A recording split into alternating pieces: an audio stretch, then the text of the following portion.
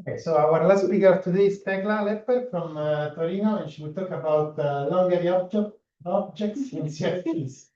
Defects meet effective theory. Thanks. I hope you're not asleep yet.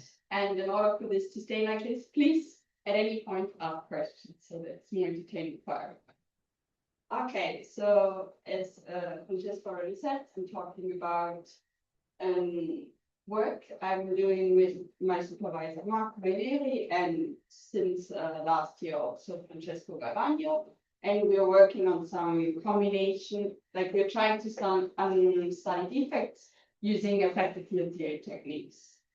So, but I want to take a step back, and I guess probably everybody of you know that defect CFTs captures the low energy interactions of massive degrees of freedom with gapless excitations. And in order for everyone to have framework, we need to do the following. Here I want to do a short recap. So we're considering a p-dimensional flat defect in a d-dimensional CFT, where it's then easy to say we have parallel and orthogonal directions that as usually are laid by indices from the beginning to the middle of the alphabet. And as probably also all of you know, is that defects break part of the conformal symmetry. So in particular, translations orthogonal to the defect and rotations that do not preserve the shape of the defect are broken. And this breaking leads to the existence of the displacement operator, which appears in the broken water identities of the stress fields. These broken water identities also fixes the scaling dimension of the displacement operator to be p+1, and it fixes the normalization of the two-point function of the displacement operator. This is therefore a physical observable, which quantifies the response of the system to small deformations of the defect. And via the water identities, the displacement operator also determines the variation of the path interval of the defect CFT path interval on an infinitesimal conformal transformation that does not preserve the shape of the defect, where here this expression should be understood with the action being small, and you should think of the exponentiation of the right-hand side of the side correlation function of the defect. Okay, and whereas defect CFTs are really nice and you can still understand a lot of them, they have a big downside, because if we look at our real world, it is pretty much concrete invariant. So every symmetry breaking that we have must be spontaneously, and it's therefore in our real world is therefore described by a quantum field theory with some spontaneous symmetry breaking. And in particular, if we have thin localized and thin extended objects that are spontaneously breaking out my Poincare symmetry, they support the propagation of Goldstone bosons on their world volume. And then the dynamics of such thin and long objects in the vacuum of the gap theory can be described by the action which governs its transverse fluctuation. And the leading order in this action is the well-known Navier-Goto action, and in particular, if you would do it for two-dimensional objects, this is exactly what's studied by people within effective string theory, for example. And this leading term is universal, meaning that it always takes this form, and the only dependence on the system enters here via the mass scale m, which is the scale at which spontaneous symmetry breaking occurs. In particular, again, for two dimensions, this is the string tension. Okay, and also this is a very well understood and nice description. However, it fails when you have thin extended objects in the vacuum of a gapless theory. So what we would really like to understand, yeah, and on the other hand, the defect CFTs, as I said, they have the massless but stuff in the bulk, and they have the heavy localized excitations, but they are lacking the both. So what we would really like to understand is how can we understand if the defect CFT really describes the low energies, dynamics at low energy of quantum field theory with spontaneous symmetry breaking. What happens to the Goldstone bosons, what's going on along such an logic flow. And to do this, what we are trying to do is we are constructing an effective field theory that describes exactly the interactions between the Goldstone bosons and some generic defects. And what we use as the main tool is the restoration of Poincare defects. As I said, in our defect CFT, this is broken explicitly, but we do not expect this to happen in our real world. Instead, we would expect that the symmetry is broken spontaneously, which means that we have Goldstone bosons, and the Goldstone bosons in a nonlinear way realize our symmetry. Maybe a small note that you could say, but what about conformal symmetry? Because our defect CFT also breaks part of the phrase scale invariance. However, this is not what we want to restore because we exactly think of our theory as arising along such an logic. And this means that here, all along this, we don't expect to have scale invariance, but scale invariance to only arise once we have reached our higher fixed. Okay, so let's recap. We saw from the defect CFTs this form so that the breaking of the defect CFT led to such a variation in the path interval. And what is also known that I didn't say it explicitly when I gave you the number Gotha action, but it's well known that the transfers, translations, and rotations that change. I should have put shape. I didn't like it. I'm sorry. That change the shape of the defect are non-linearly realized in this. And if we then compare these two and want that our Poincare symmetry is restored, we directly see that our leading order coupling needs to be of this form. So it has to be the coupling between the Goldstone bosons and the displacement operator.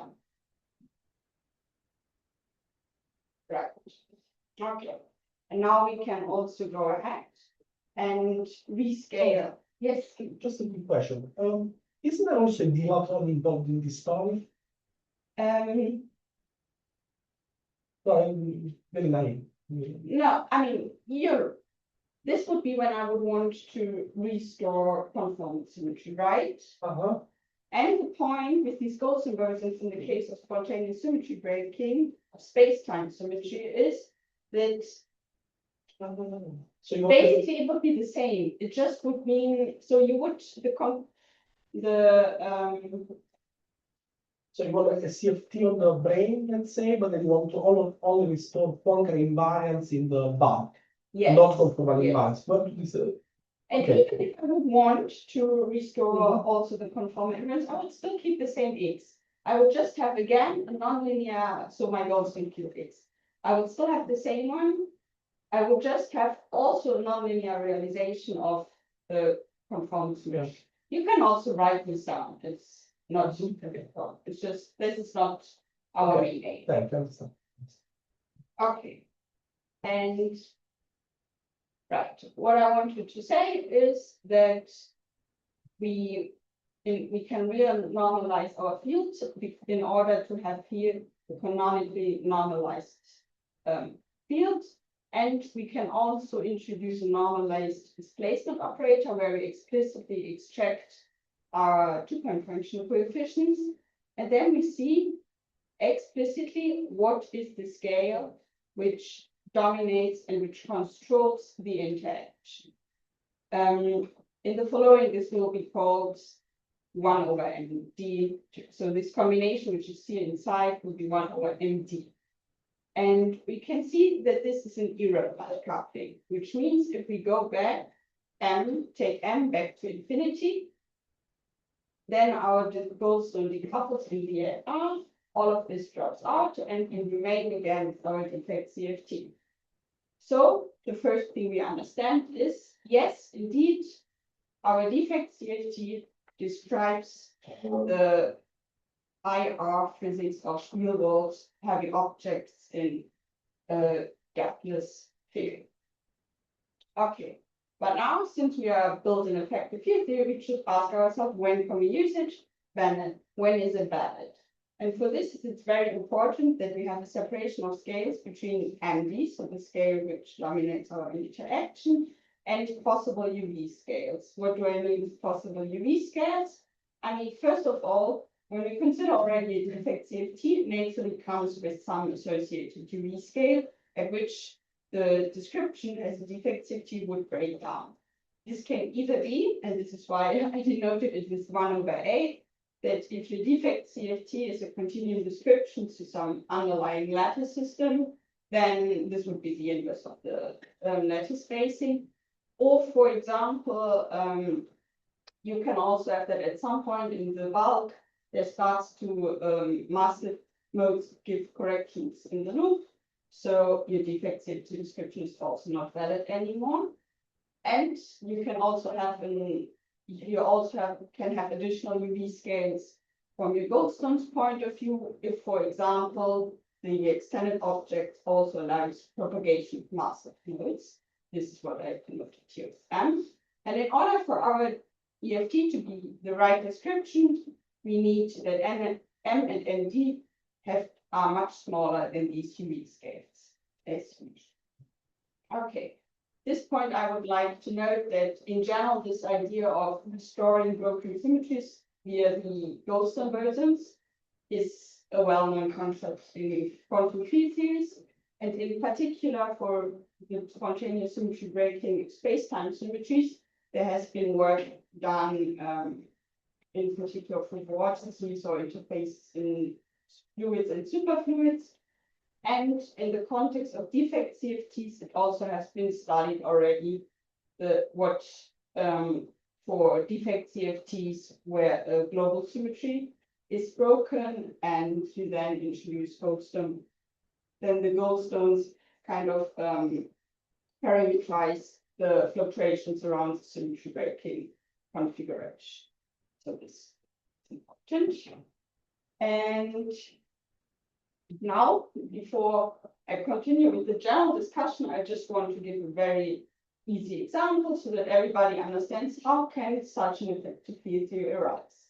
And for this, we need a theory with spontaneous symmetry breaking of space-time symmetries. And this is very common in a theory where you have solitons. And among these, probably the most studied example is the kink in two-dimensional 5^4 theory. Yes, and here we are considering the 5^4 theory where it's coupled to some massless scalar via Yukawa coupling. Okay, what is known about the massive 5^4 theory is that, as I said, it has a classical kink solution which is localized with some classical 1/M, and here we take it to be localized at the point 0. And this being localized leads to spontaneous symmetry breaking and therefore the existence of a ghost. Also, the kink has finite static energy, which is usually referred to as the kink mass, and this is exactly the scale which in our effective field theory described also with a big M, so it's the scale where spontaneous symmetry breaking occurs. This kink does not only this kink also allows, it also allows to have massive modes, as I said before, that can propagate on them. So we also have this mod M. And if we study the loop corrections to the massless fields, then we can also explicitly see that we can have that the massive modes can give loop corrections. So here we can basically see all the different ingredients I just mentioned. And now the first questions we need to ask ourselves, do we find a non-trivial defect CFT if we want to go to the IR? What's the goldstone here? It's not yet there, Oh. but we want to I maybe should have made this. We are now starting from a QFT with spontaneous stimuli breaking, and we want to find our EFT. Yes, I'm sorry. Okay, so, and the first step is, what is my defect CFT?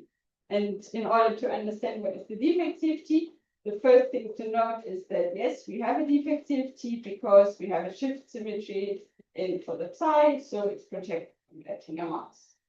And in order now to take the IR limit, we approximate the massive by its classical solution. And for large distances, we can further approximate it by a sine function. And if we then simply plug it in this equation, we see that we find the defect CFT with a compact boson interface, which also has been already studied. This is the displacement operator, and we can from here explicitly compute its two-point function coefficients, which is this U. Okay, so we found our defect CFT, and now we want to see how comes the Gaussian bosons. And in order to understand where it's coming from, we Just a question. Yes. Can you go back to Sure. here? You realize the defect CFT by first computing the solution with Soliton and then slowly into the infrared. But to find- this soliton is always there. And if you are very, very low energies, the soliton is already a good approximation to your solution. So you can plug it in and it will give you a good approximation to the state to have. Yes, but at all level, just the reaction, the Soliton is not a specific actual solution. If one instead considers what's the CFT do, just the CFT, that's this theory would fall in the IR. Does that mean that I'm just drawing the map of, for example, heavy light correlators to defect correlators? So that's one way you can think of it. So not considering the soliton in the QFT and inflowing to the defect CFT, but just adding some CFT and the question length because the CFT is really inspired by these defect CFTs. Have a question you can ask? I think that we don't understand your question. So how is the map drawn between this defect CFT and some generic CFT, which has a heavy operator which we are now integrating it? Is this not very well understood? We thought that the soliton is the vacuum that makes the. But we are not seeing it as like an operator in the CFT that you're integrating out? I mean, it's not the kink becomes my interface at 0.0. So you have to think about the classical solution, the kink sitting at 0. And if you go to very low energies, it basically becomes a sine function and just leads to the only thing which survives is, so here you plug this in, so this falls apart. Here you get the sine function, and all it basically does is to introduce an interface, in this case by having different factors here in front of it. So it's not integrating out, it's exactly becoming the interface, the kink.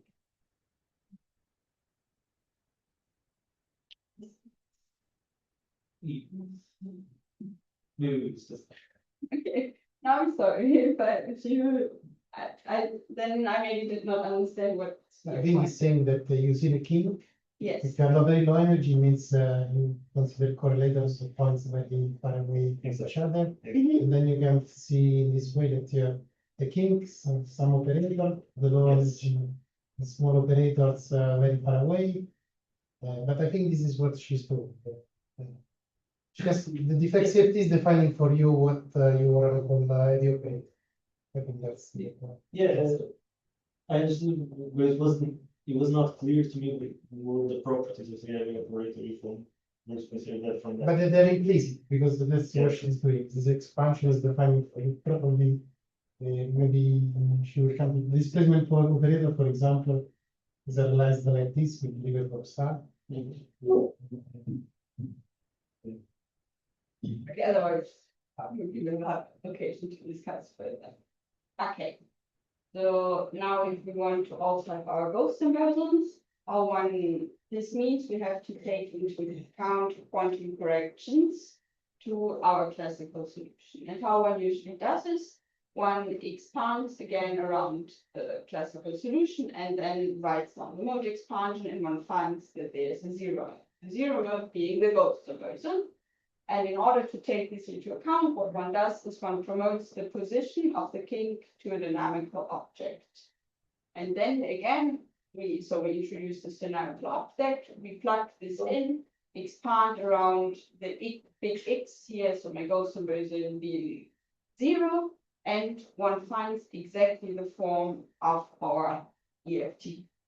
So now one does not only have, so here one has the defect CFT I showed before, one has the motion of the ghost inversions, and one has here the term, which is the displacement with the ghost inversion.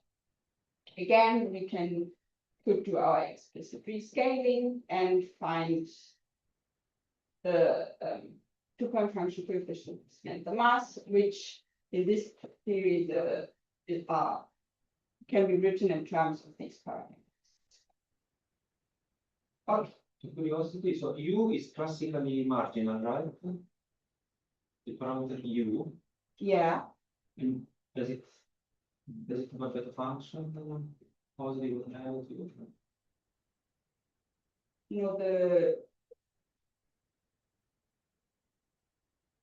Am I right? Because it's two derivatives and the scalars are dimensionless, no? Yes. So U is marginal. But the use at the same time also the coefficient in two-point function with its displacement operator. Do we expect this to? So maybe it's So, exactly doesn't run? No, then that's it should not drop. okay. Okay. So here we could see how explicitly we find the EFT in an example. Now I would like to come back to the general discussion. I did forget one thing. As I said before, we also have always to ask ourselves when is our EFT valid? So also here we have to ask when is it valid?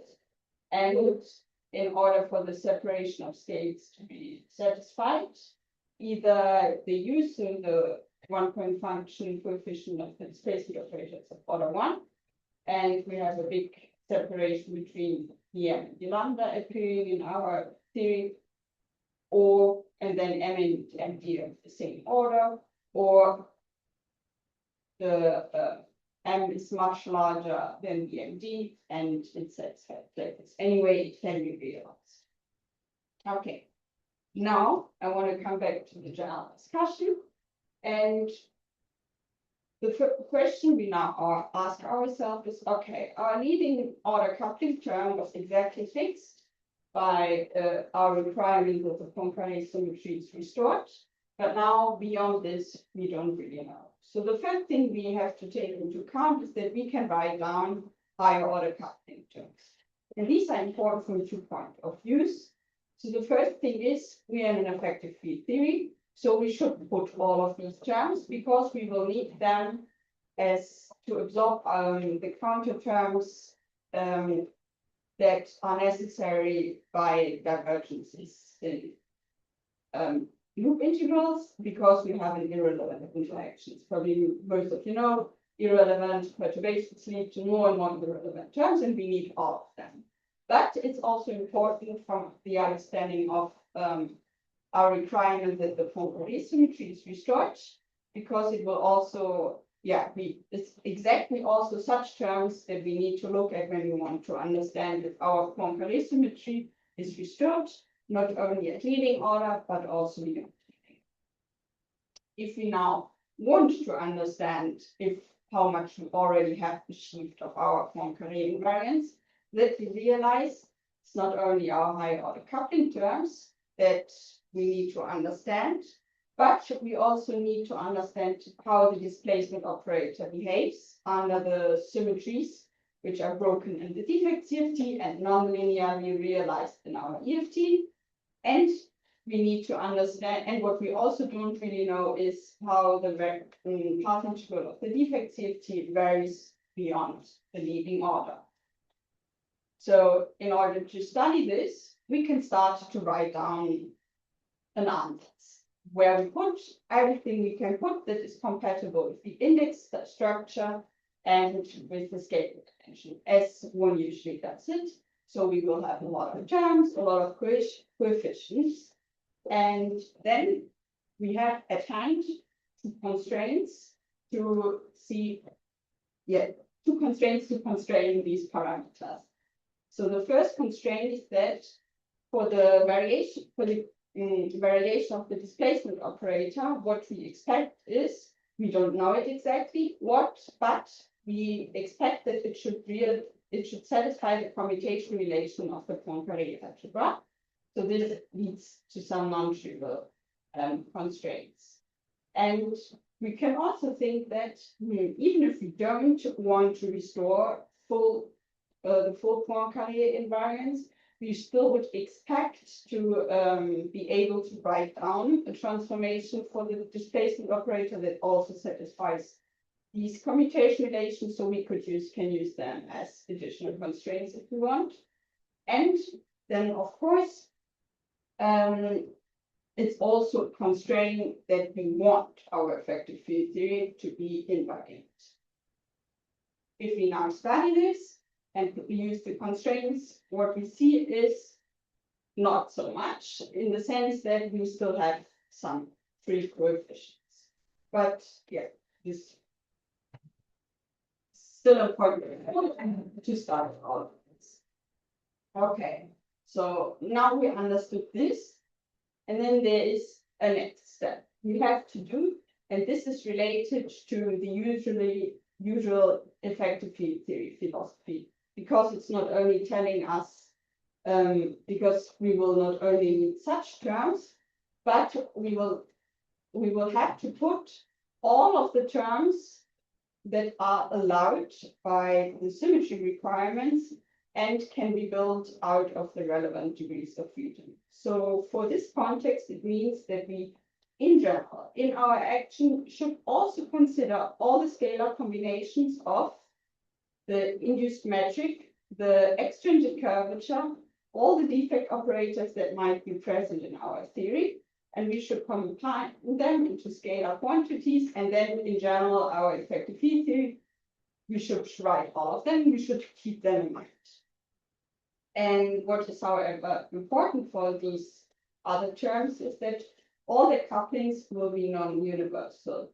So in the same way as here before, I wrote down these kappas for the higher order coupling terms. Also here we will have a lot of non-universal coupling terms, and all these couplings in general will run, the operators will be real.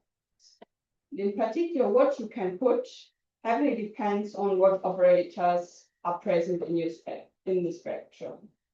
For this, it's maybe two notes I want to make. So the first thing is we assume that there's no relevant operator, because if we would have a relevant operator, it would mean that small perturbation leads to triggers an RG flow, and we would start, and we will follow the RG flow. And if then this RG flow lies close to a non-trivial defect CFT, then it is this defect CFT we should expand around and not the one we started with. So we should be sure to have the right defect CFT we are expanding around. And I would also just very shortly mention, although it's not too important, that the analysis we did before might vary for some, if there exist some particular operators in our spectrum, but if somebody's interested in more details for this, then you can ask this, but yeah, then you have to be careful. So, okay. But if we now also consider this, then we are basically done, and we can write down our effective field here, which has the defect CFT, the path we go symbol, so the number go-to action, our leading other coupling term, and then all the stuff that you have to consider beyond that. Okay, can you see again, S3 was some particular dimension, or you mean all the possible couplings that involve X? I mean, so S3 means all the possible couplings I can write down with one displacement operator, 3 goes involvement, so 3x, or the support 3. And you have to have the right scaling, so they will come to partial derivatives. So it's higher dimensional operators of dimension. Of dimension. Okay, there you have to be distinguishing between if to study the Poincare invariance, it's easy to keep the non-curly x, which has then where it comes from, it would have the scaling -1. But eventually you want to rescale it into a canonical field where then the engineering dimension coincides with the scaling dimension at the IR fixed point, then it would have the p -2 over 2 the scaling dimension. But if you think of so it should be p when you use d and the non-curly x. Okay. But yeah, then you will rescale, so then it will all of the terms will be more and more irrelevant. But so it's the same dimension as di xi, or is more suppressed? Now it's more suppressed. This is actually why here it's not written because it will be even at low. So it will be of order m to the power -p, Okay. because it will have two more Gaussian versions here and 2 more partial derivatives. So Okay, thanks. okay. Yeah. And at this point, I wanted to make another comment that is, what it might now seem like very bad that we still have all of these coefficients and that it now, in the last minutes, it seems a bit like we don't know so much. For sure, it would be always nicer to know more, but in general, in effective field theory, it's not so surprising that we have a lot of unfixed terms. On the opposite, it's even like the opposite, it's normal. Because what this reflects is that in an effective field theory, in general, not everything is fixed by the IR theory. So not all of these coefficients are fixed. And what this means is that we don't really know what the UV theory is. And this is reflected by coefficients not being fixed. And if we then would look at observables in an effective field theory, if we would look at a given precision, it's only then, yeah, if we then, okay, what I want to say is, if we would look at observables, then we would do matching, which then allows us to fit these coefficients. And then at each order in the loop and at each given precision, you would only have a finite amount of terms and a finite amount of coefficients and the usual EFT story. And in this sense, I just want to stress that it might seem a bit puzzling, but it's actually very okay. Yeah, and now I think the next thing I wanted to say is also exactly we can use now the effective field theory to study determinative corrections. And there it's in particular nice that our effective field theory is an extension of both. It's an extension of the defect CFT and an extension of the dynamics of the Gaussian version. So in general, it can give corrections to both. However, whenever we study perturbative corrections to observables, we will see that all the terms in our effective field theory in general will compete. And we have to be very careful. And our result at the end will be given as an expansion in the M, in the MD, and in other non-universal couplings that we will have in the theory. So for example, here, so here this table is meant to make some examples where O can be any collection of defects. And what we see is if we study an observable, the defect CFT observable, then our coupling term is basically competing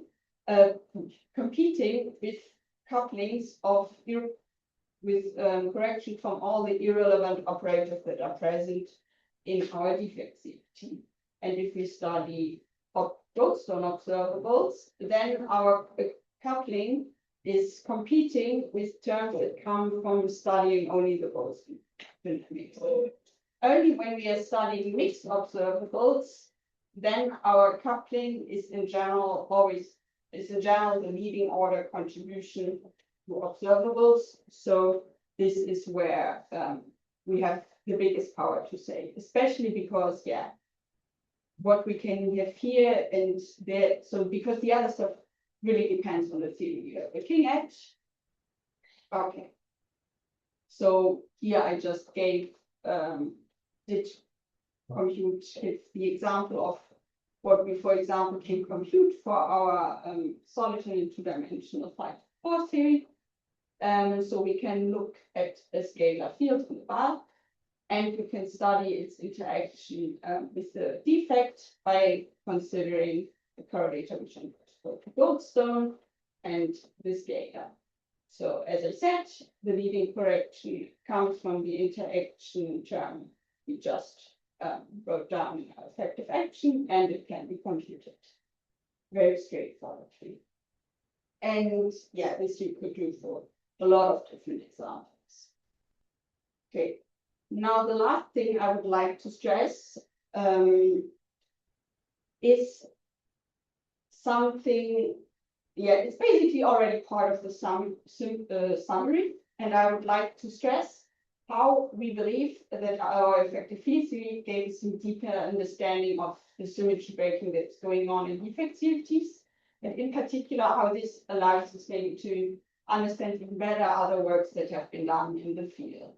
So we started from some defect CFT with explicitly symmetry breaking, and as in general, symmetry breaking can also be studied by a spurion analysis, which means that one introduces a spurion field, which in this case, however, is a non-dynamic for background fields, and one claims that the action is formally invariant under suitable simultaneous transformation of faulty operators and this spurion background field.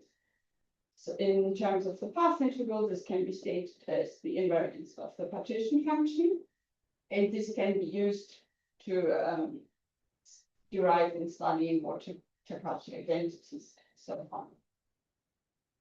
But now, if we take a step further and promote the background field to a dynamical field, we exactly end up in the context we are studying with our effective field theory, which first of all gives a nice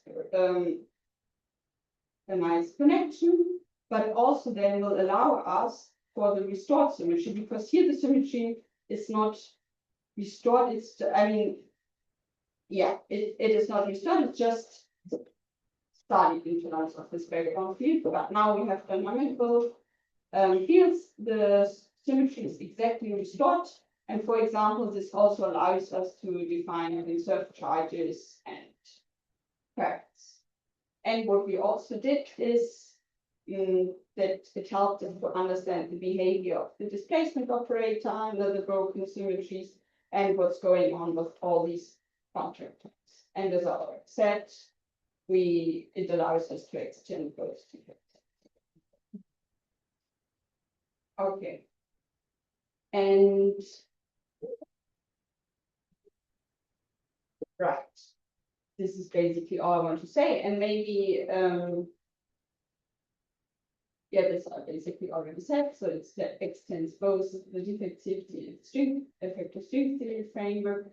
We can use it to make better corrections and make predictions and study observables in both theories. And what we would in particular like to do is maybe test our predictions with things that can be computed on the lattice. We would also like to extend it to more sophisticated examples involving supersymmetry and holography. And yeah, we also believe that we can maybe make some understanding of stuff that have been moving in the direction of constraints for defectivity. So, but in general, I'm very happy to see what also other people think we can do with it. I in general believe it's really nice and there are a lot of possibilities one can do. So I'm happy to hear if you agree or what you think.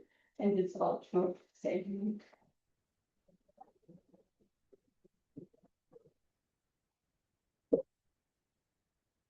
So, is there any question for Thekla? You want to understand these 9 coefficients that are not Yeah. fixed. Do you think about them as some new data that you can associate to the conformal defect? Like, because at some order you can CD, like, okay, CD, we already knew it's a number we can associate to the defect. These other 9 numbers, what are they? Are they something that pertain to the defect just, or they pertain to the UV operation? I think they are more a tool to understand what is the general properties of the displacement operator under the symmetry transformation and how such a transformation may look like. I don't really know how yeah, apart from this, I don't know. I think. But I mean, these numbers, you didn't have anything, you didn't have to say anything else other than I have this defect and I have also the ball. No, I'm making this other. I'm sure I understand if they are just a day to move the defect or not. They depend on the people.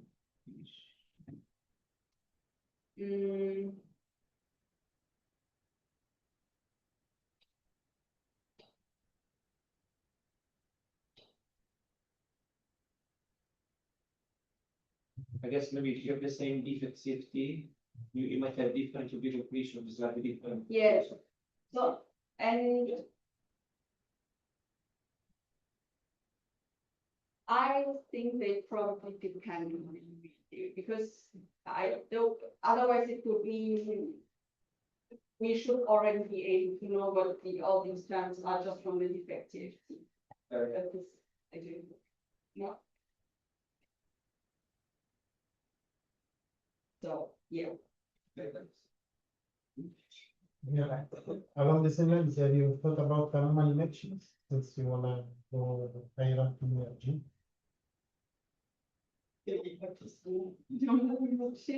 Well, I think if I'm correctly, the philosophy is that in principle, with some UV theory, with some transmitted data, then the IR you have a defect CFT and you wanna construct the RG flow going backwards. But I mean, it can be anything. It can, but and what is then I was wondering whether you can impose some conditions on this low energy effective action, such that there's some there's gonna be some symmetry breaking, right? So there's gonna be some symmetry in the UV that you wanna break.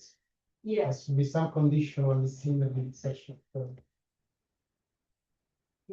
But the symmetry breaking, the only symmetry breaking we want to have is equality symmetry. I don't think we want to have anomalies. Yes. Because I think for anomalies, you probably cannot restore it in a straightforward way.